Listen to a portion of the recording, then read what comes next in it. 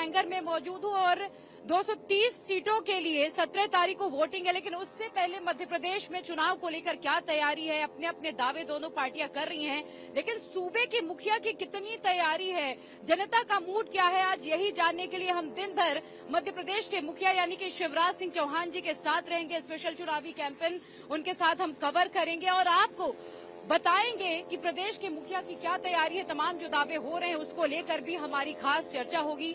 यहां से हम निकलकर मध्य प्रदेश के मुखिया के साथ इसी प्लेन से आगे बढ़ेंगे।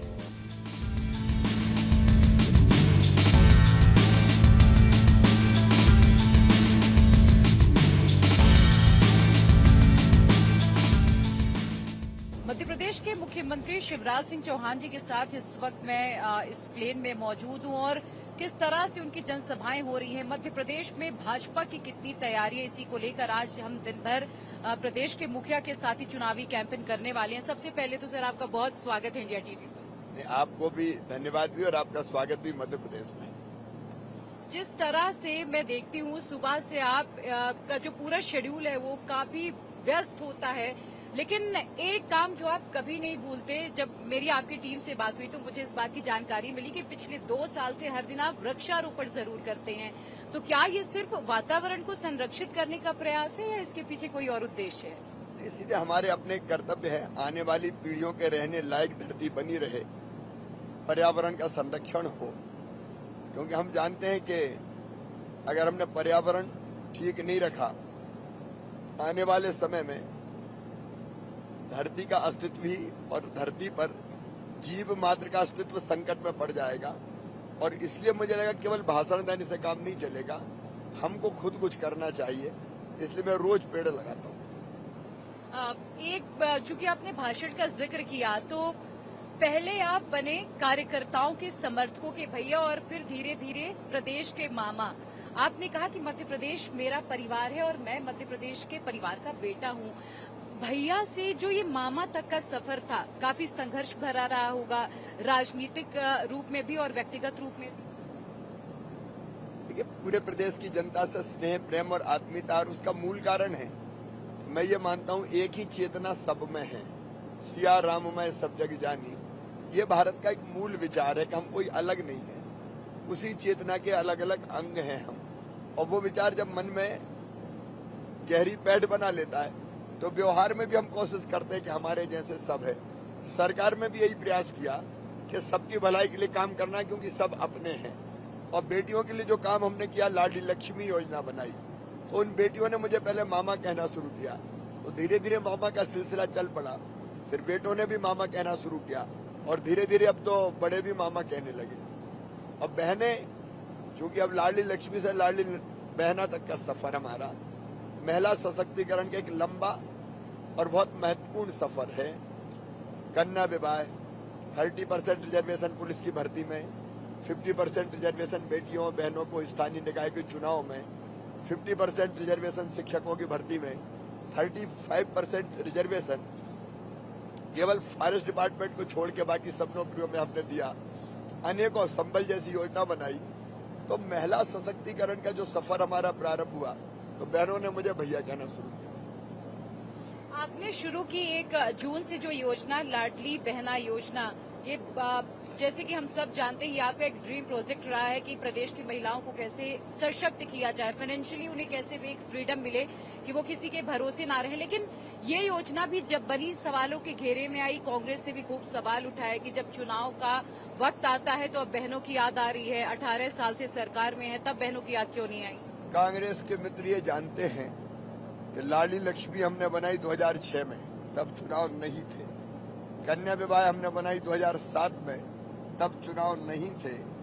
हमने संबल योजना बनाई 2012 में, तब चुनाव नहीं थे।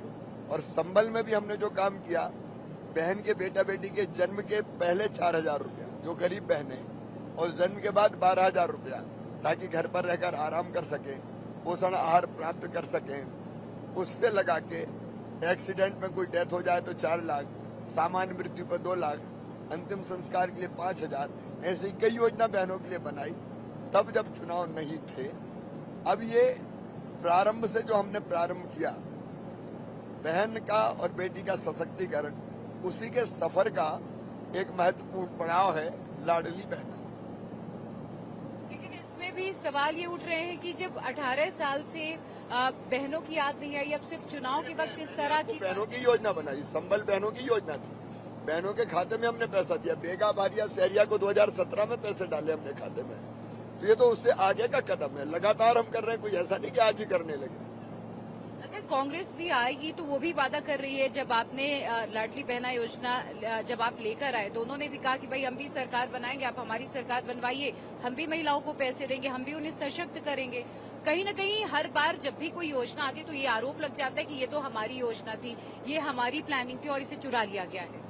वो वादा करते हैं, निभाते नहीं है, झूठे वादे करते हैं। हम तो कर रहे हैं, तो करने में और कहने में बहुत अंतर होता है। 2018 में जनता ने देख लिया, उनने कई वादे किए थे, एक पूरा नहीं किया। 900 से ज्यादा वादे किए थे, 9 भी पूरे नहीं किए। तो काट की हड्डी बार बार नहीं चढ़ती, लोग उनका सच जानते हैं। अच्छा, प्रियंका गांधी मध्य प्रदेश आई तो उन्होंने एक बयान दिया कि फकीर और मामा से अगर आजादी चाहिए तो कांग्रेस को चुनिए। उन्होंने ये भी कहा कि रिश्ता सिर्फ कह देने से नहीं होता, रिश्ता निभाना पड़ता है। तो क्या जो मामा वाला रिश्ता है वो सही तरीके से निभाया जा रहा है? बहनों के असल भाई आप बन पाए? एक तो उनका रिश्तों से कोई लेना देना है नहीं, गांधी परिवार का। लेकिन आप स्वयं देखेंगे कि मैंने नहीं कहा कि मुझे भाई कहें या मामा कहें, बेटियों ने कहा, बहनों ने कहा, क्योंकि हमने वैसा काम किया। और अब आप फिर देखेंगे, आज हमारे साथ आप हैं, कि रिश्ता कैसा है और कैसे निभता है। जब हम देखते हैं, आपकी सभाएं देखते हैं, आपका हमें बहुत अलग अंदाज नजर आता है, खास तौर से जिस तरह से आप मध्य प्रदेश की बहनों से मिलते हैं और आप उनके सगे भाई की तरह उनसे मिलते हैं। वो अलग अंदाज क्या आपको लगता है कि वोटों में भी कन्वर्ट हो पाएगा? क्योंकि हर किसी का अपना एक वोट बैंक है, तो ऐसा तो नहीं कि ये तमाम योजनाएं लाकर एक वोट बैंक महिलाओं के रूप में तैयार किया गया। देखिए, ये सब चीजें तैयार करने से नहीं होती। आप बेहतर काम करेंगे और आप अंदर से फील करेंगे कि ये मेरी बहनें हैं, ये मेरी भांजियां हैं, ये मेरे भांजे हैं, वैसा व्यवहार करेंगे और काम करेंगे तो रिश्ता दिल से जुड़ता है। ये कहने से नहीं, हर कोई कहने लगे कि मैं मामा हूं तो उसको मामा क्यों नहीं कहते। ये रिश्ता अंतरात्मा से जुड़ता है, स्नेह प्रेम आत्मीयता से जुड़ता है और आपके काम के कारण जुड़ता है, आपके व्यवहार के कारण जुड़ता है। अच्छा, हम चूंकि महाकौशल की तरफ जा रहे हैं, मैं जब ग्राउंड पर गई मैंने तमाम चीजें देखी। महाकौशल में 2018 में थोड़ी कमजोर भाजपा थी, इस बार क्या तैयारी है महाकौशल को लेकर? मुझे लगता है जो काम हमने किया है उस काम के कारण न केवल महाकौशल बल्कि पूरे मध्य प्रदेश में भारतीय जनता पार्टी के पक्ष में भारी जन समर्थन खड़ा हुआ है। पिछले चुनाव में कुछ कारण हो सकते हैं, झूठे वादे, किसान की कर्जा माफी के, बेरोजगारों को भत्ता देने के, किसानों को न्यूनतम समर्थन मूल्य की फसल के ऊपर बोनस देने के, लेकिन ये कोई वादे पूरे नहीं हुए। तो जनता भ्रम में नहीं है, जनता भारतीय जनता पार्टी की सरकार के काम देख रही है। प्रधानमंत्री नरेंद्र मोदी जी के नेतृत्व में जो देश में काम हुए वो देख रही है और हमने राज्य सरकार में जो काम किया वो देख रही है। अच्छा, मध्य प्रदेश में चूंकि किसान एक बहुत बड़ा मुद्दा रहे हमेशा से, 2018 में जब कांग्रेस ने सरकार बनाई अपने 18 महीने के लिए तो ये बहुत बड़ा मुद्दा था जिस पर किसानों ने भरोसा किया, कर्ज माफी। वो तो ये दावा करें कि हमने कर्ज माफी की है। प्रदेश को अगर भ्रष्टाचार में किसी ने नंबर 1 बनाया है तो वो आप पर ही इल्जाम लगाते हैं। ये भ्रष्ट लोग जिन्होंने केंद्र सरकार में रहते हुए कितने घोटाले किए, जिनकी जहां जहां राज्य सरकारें हैं, अभी छत्तीसगढ़ में कैसे घोटाले सामने आए। जब इनकी सरकार थी, वल्लभ भवन को भ्रष्टाचार का अड्डा बना दिया था इनने, दलाल वहां बैठते थे, खुलेआम पैसे की वसूली होती थी और जब इनकम टैक्स ईडी ने छापे मारे तो सबके पास से पैसे बरामद हुए। तो इन पे तो प्रमाणित है चीजें, ये केवल झूठे आरोप लगाते हैं। आज भी एक आरोप कहीं सिद्ध हुआ क्या? आज तक कोई सवाल ही पैदा नहीं होता। पारदर्शी तरीके से, पूरी मेहनत से और ईमानदारी से, जनता की सेवा के भाव से हमने सरकार चलाई। इतना बड़ा महाकाल महालोक हमने बनाया, अगर कोई मूर्ति अंधड़ के कारण गिर गई तो घोटाला हो गया। अब ये केवल अपनी पाप छिपाने के लिए दूसरों पर आरोप लगाते हैं। 50% कमीशन का आरोप लगता है। मैं तमाम अगर कांग्रेस के नेताओं का जिक्र करूं, चाहे वो मल्लिकार्जुन खड़गे हों, चाहे वो प्रियंका गांधी हों, चाहे वो राहुल गांधी हो, दिग्विजय हो, कमलनाथ हो, सबका आरोप है कि भ्रष्टाचार लोग प्रोसेस की। इनका कहना था कि अगर कहते रहेंगे तो कोई चीज चिपक जाएगी, लेकिन सत्य के सूर्य को झूठ के बादलों से ढका नहीं जा सकता। ये मध्य प्रदेश है और शिवराज सिंह चौहान है, जिसको जनता जानती है।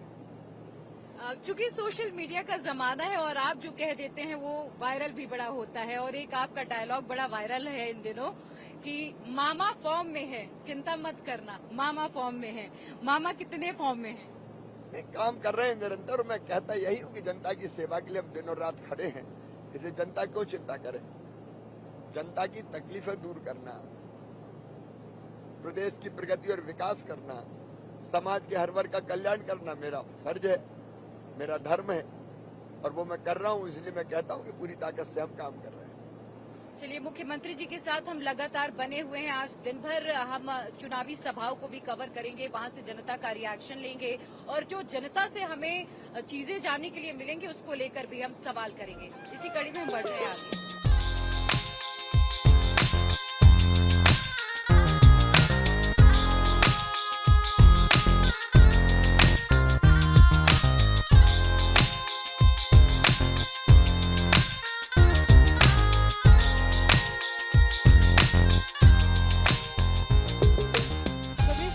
जबलपुर में मौजूद हैं और अब यहां से हम आगे बढ़ते हुए जा रहे हैं अनूपपुर, जहां पर आज मुख्यमंत्री की कई सभाएं हैं। हम वहां पर पहुंचेंगे और जनता से भी बातचीत करेंगे कि जमीनी हकीकत क्या है, जनता क्या सोचती है, भरोसा इस बार किस पर जता रही है।